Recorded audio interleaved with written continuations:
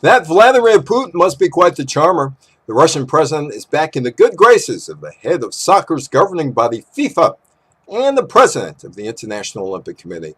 Apparently, that Russian doping scheme was just one of those things because Putin's Russia dazzled the two heads of the international sports organizations.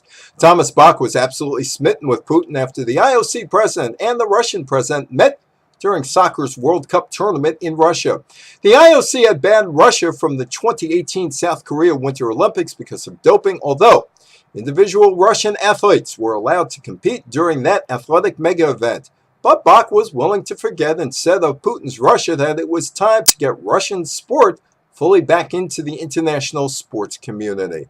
Not to be outdone, FIFA's president Gianni Infantino stood with Putin prior to the World Cup final and told the Moscow audience that his sporting group's Russian event helped change the perception that the world has about Russia. The Russian president was so touched by Infantino that he publicly spoke in English and said, "Thank you, Mr. President, for your kind words." It's funny how the heads of two organizations with questionable business ethics, Bach and Infantino, cozied up to Putin.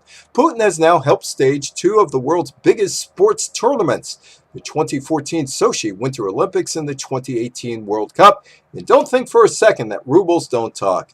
Infantino went on praising Putin and Russia. "For a couple of years, I've been saying this will be the best World Cups ever.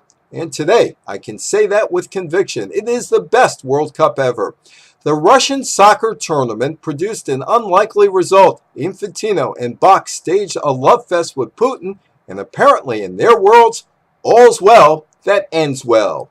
I'm Evan Weiner for the Politics of Sports Business.